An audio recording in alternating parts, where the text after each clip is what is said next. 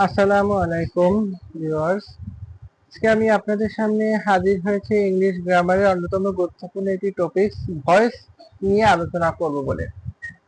তো ভয়েস গুরুত্বপূর্ণ একটা টপিক, এটি প্রায় ক্লাস 6-7 থেকে শুরু করে প্রায় সব ক্লাস, সব ইন্টারভিউ পরীক্ষায় কম বেশি এটা থেকে পরীক্ষায় আসে।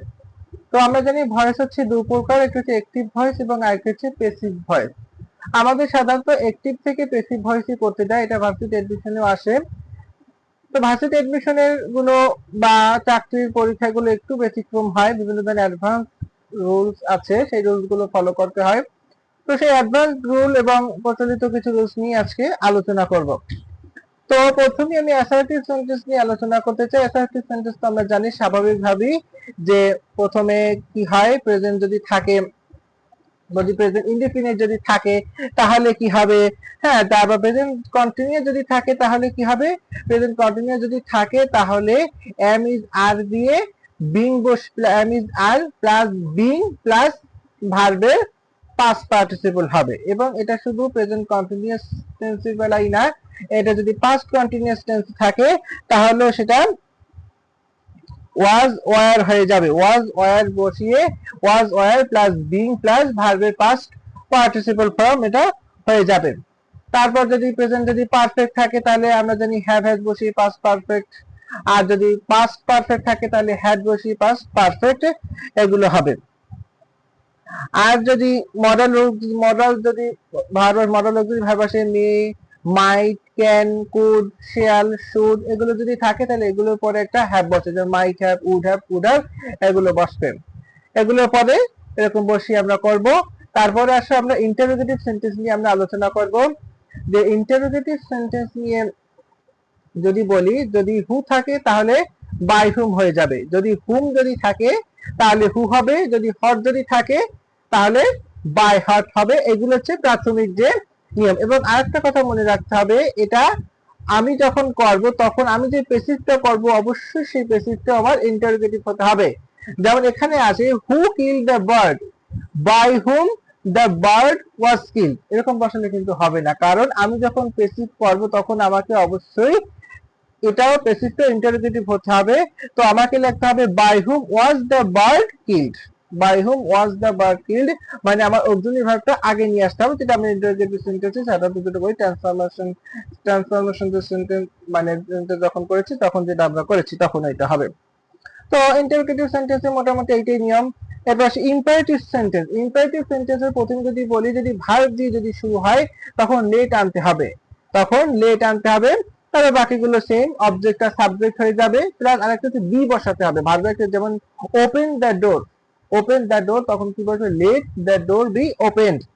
আর বসালে যদি বাক্যটি যদি নেগেটিভ হয় তাহলে মনে রাখতে হবে লেটের পরে নট বসবে, যেমন বলি let do not neglect the poor, do not neglect the poor, কি হবে, let not the poor be neglected. কিন্তু এখানে কথা আছে, এখানে অবজেক্ট যদি প্রোনাউন হয়, প্রোনাউন যদি হয় তাহলে অবজেক্ট আর সাবজেক্ট আনতে হবে, তখন ওই নটটা প্রোনাউনের পরে বসবে, আগে না। যেমন এখানে বলা হয়েছে যে ডোন্ট হেট হিম, আমি এখানে এটা লিখতে পারবো যে let not him be hated, এটা হবে না, এটা হবে let him not be hated, let him not be hated. কেন এটা হয়েছে, কারণ প্রোনাউন আছে, হিম একটা প্রোনাউন।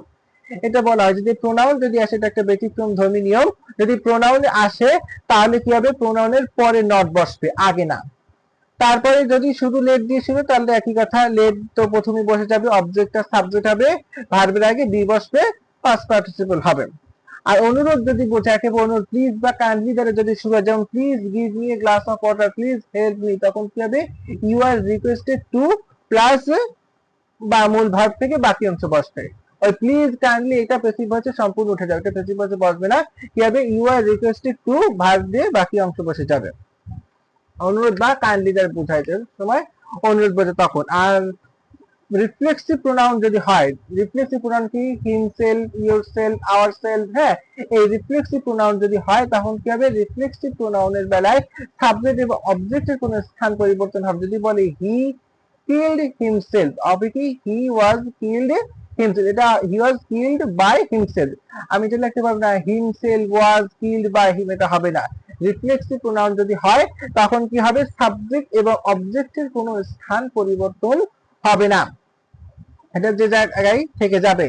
আর একটা আছে যে ফ্রেজাল ভার্ব যদি থাকে, যেমন লুক আফটার, হ্যাঁ, লুক ডাউন, তখন ওইটা সহই বসে যাবে, শুধু ভার্বটা বসে না, শুধু ভার্ব ফ্রেজাল ভার্ব যদি থাকে ওটা সহই বসে যাবে। আর একটা আছে যে কোয়াজিপ্যাসিভ ভার্ব, কোয়াজিপ্যাসিভ ভার্ব মানে সাবজেক্টটাই অবজেক্ট হয়, যেমন the cow are milking, honey taste sweet, এখানে কোনো সাবজেক্ট এবং অবজেক্টের কোনো স্থান পরিবর্তন হবে না, এক্ষেত্রে হবে the cows are being milk. ওই যে কেন আর বিং মিল্ক হলো, কারণ প্রেজেন্ট কন্টিনিউয়াস টেন্স আছে, প্রেজেন্ট কন্টিনিউয়াস টেন্স যদি থাকে একটি ভয়েসে, তখন সেটা যদি প্রেসিভ করতে যাই তখন অ্যামিজার প্লাস বিং প্লাস ভার্বের পাস্ট পার্টিসিপল বসবে। এরপর আসে যে একটিভ ভার্বে অনেক সময় দুটো ভার্ব আসে, দুটো ভার্ব তো পরপর বসতে পারে না, যেমন এখানে যদি বলে the bird made the wind blow, তখন কি হবে, the wind was made blow, made এর পরে মেড একটা ভার্ব, ব্লো একটা ভার্ব, দুটো ভার্ব তো পাশাপাশি বসতে হবে, তখন কি হবে, ওই যে মেড এর পরে অপর যে ভার্বটা আমি আনবো, অপর ভার্বটার আগে আমাকে একটা টু বসাতে হবে, কি বসাতে হবে, টু বসাতে হবে। কিন্তু এক্ষেত্রে কথা আছে, যদি লেট যদি থাকে সেক্ষেত্রে কোনো কিছু বসবে না, যেমন আছে we let him come in, তখন কি হবে, he was late coming by us, he was late coming by, মানে লেট যদি থাকে, লেটের পরে যদি কোনো ভার্ব আমার আনতে হয়, তখন ওই লেটের পরে কোনো ভার্ব আনার ক্ষেত্রে আমার কোনো টু দেওয়ার দরকার হবে না, কিন্তু লেট ছাড়া অন্য যে কোনো ভার্ব আসার বেলায় দুটি ভার্বের আগে একটা টু আমাকে বসাতে হবে।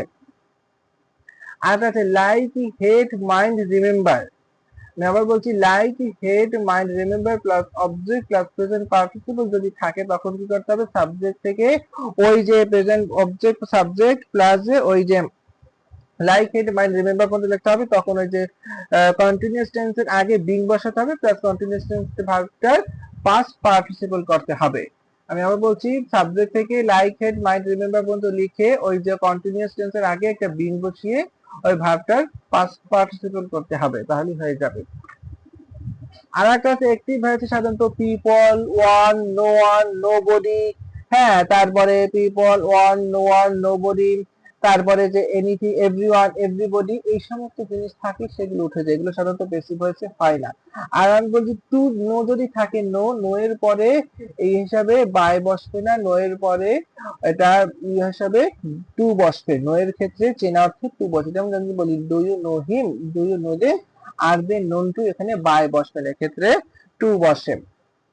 এছাড়া আরো কিছু জিনিস আছে, যেমন কভার, ক্রো, ডেকার, ফিল, সিগলেজ এর পরে সর্বাবস্থায় উইথ বসে, তারপর কন্টেইন, ইনবডি, ইনক্লুড এর পরে ইন বসে, ওরি এর পরে অ্যাবাউট বসে, আর annoy, charm, please, satisfy, shock, surprise এর পরে যদি ব্যক্তি থাকে তাহলে তার আগে উইথ বসে, যদি বস্তু থাকে তাহলে তার আগে অ্যাড বসে। আমি উদাহরণ দিই, যেমন his proposal shocked me much, much, his proposal shocked me much, কি হবে, I was shocked at his proposal, বা he, she was annoyed him, he has been annoyed with her, তাহলে ব্যক্তির আগে উইথ, বস্তুর আগে অ্যাড বসবে।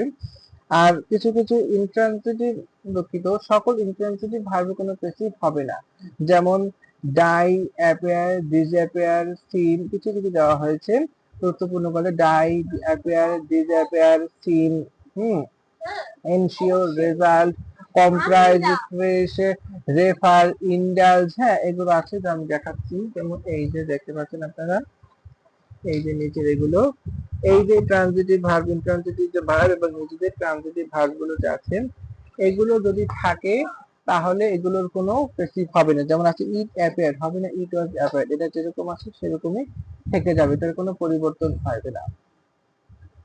তো এই ছিল আজকের ভিডিওতে, পরের ভিডিওতে অন্য টপিকস নিয়ে আলোচনা করব, ততক্ষণ পর্যন্ত সবাই ভালো থাকবেন, সুস্থ থাকবেন, আল্লাহ হাফেজ।